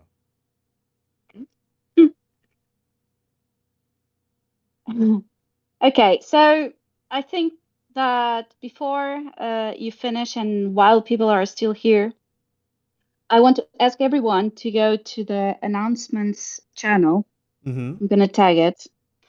And I'm sure that many of the ones that are listening spend money, of course, if they are playing this game. And I'm sure that maybe instead of buying 2 packs, you could make a donation to the Ukrainian refugees and all the help that it's coming towards them. And I think, it's a difficult time for Europe right now because we don't know what's happening or we know what's happening, but we don't know exactly what will happen and how long and how is this going to be solved. And it was such an urgent thing that happened. So I would ask everyone, if you can, to donate and to donate to the three organizations that I post in announcements. And I want to thank you and DJ for being here. It was amazing. You guys are really pros. I mean, I have no chance when you guys are like on it, and to even get to your level of discussing this, because you guys are playing it and are really good content creators, are on top of the subjects, and you know what's coming. So it's really amazing that you are here and you spend your time here. And that's it. Thank you for being here. And I'm sure the server really like to have you here. So I'm going to post your Discord channel and his Discord channel so everyone can follow you and continue to see your videos. And that's it. That's it. I'm done. Thank you. Well, I know for everybody in the chat and for those on YouTube, thank you to Anisius for arranging. Because as I think, what was it, Steven Aarons or Ice Glow said, that it's probably been 3 or 4 months since DJ and I did a joint thing. And, well, he's got a job. He's got a family. I've got a job. I've got a family. And I'm trying to buy a house. So it can be busy. But I appreciate y'all setting it up. And, yeah. Check out DJ if you haven't already. Oh, thanks, Steven, for sharing the link. If y'all don't know, just in case, because I'm also streaming on YouTube and I want everybody to hear. If y'all don't know who DJ is, he does have a YouTube channel like myself. Just look up UltimatDJz Plays. Don't forget the Z. But his main format is, not only is it the official, but he's the best podcaster. No offense to everybody else who does Star Trek Fleet Command podcast out there in the market now. It is hosted live on his Discord channel, which I will go ahead and share that Discord link in my YouTube chat right now, but it's also in the background. And it is live twice a week. Now, it is a long format. And you might want to skip the first 15 minutes because it's really bad. But after that is fantastic content that everybody should check out. Highly encourage you if you've not checked it out. And Twitch already. I can tell you, amazing stuff can happen on Twitch. You never know. Yeah, Twitch is great. I am more of the pretends to be funny guy. DJ is the radio host, and it all works together. Encourage you to check out all of our various mediums. DJ's still not on Twitch. I want him to be there so bad, but he's still not there. I want him to be there. But yeah, y'all come check us out. Oh, by the way, what did the realtor, the realtor? The guy with didn't she call you about the house? Realtor. But yes, she did come back. So they countered with about 10,000 more than what I did. So we're going to counter in the middle and see what they say, hopefully by the end of the day. So. Oh, but that's good news still. It is good. You're still on the run. Yeah. I mean, honestly, if push comes to shove, I'll take their counter. I just don't want to. So don't tell them I said that, by the way. If you're listening, don't y'all dare tell them I said that. Rialto or Realtor, DJ's new game show. Don't give him ideas, Blue. Don't give him ideas. Oh, God. That actually probably would be a pretty funny one. DJ's going to make that a thing. Tomorrow night, listen to the episode. Rialto or Realtor. Zeb says they're watching. Lucky for me, the opposing realtor is about 75 years old. So I'm very confident she's not listening to my live stream on YouTube or is aware of how to get to my live stream on YouTube. So I feel safe. But just in case, nobody go tell her. Yeah, no. Nobody go tell her. Dark says you never know these days. I'll say this, Dark Menace. Her way of advertising the house was for sale was actual printed out sheets about the house, which was insane to me that there was paper involved. I'm not used to that. So 75 years old is average age for this game. Accurate. And I'm agree with you, Snake Eye. Poor dead trees. It was color too. Just absolutely wasteful. Those dang boomers.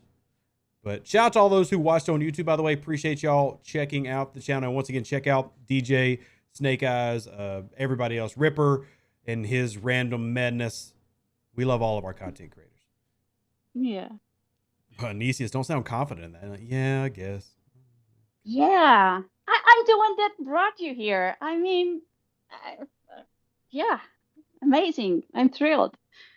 Well, I'm going to wrap up the YouTube. So, bye to y'all. I will stay live here in the chat if y'all want to goof off and ask some last minute questions or talk about anything. If y'all do want to know everything that's coming in the game, message Ripper directly. He loves getting messages and he knows more than me and DJ. So just everybody spam Ripper right now. He'll be happy to do it. So he loves people. He does. He is a people person. He's the most extroverted, eccentric, loving individual you'll ever meet. He's very fluffy. Warming and fluffy. Very much so.